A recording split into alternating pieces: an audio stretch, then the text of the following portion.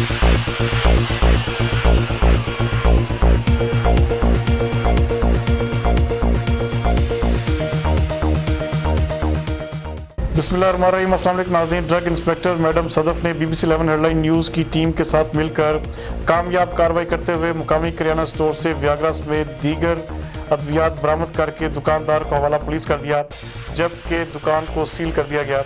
मज़ीद इस हवाले से देखते हैं मलिक अजीज़ की ये रिपोर्ट।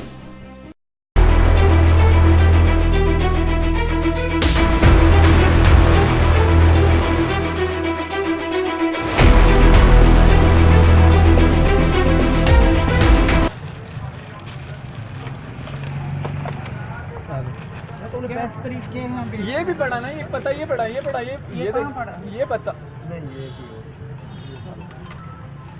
मेडिसिन अलाउ ही नहीं है सर, तो जी वो कर लिया।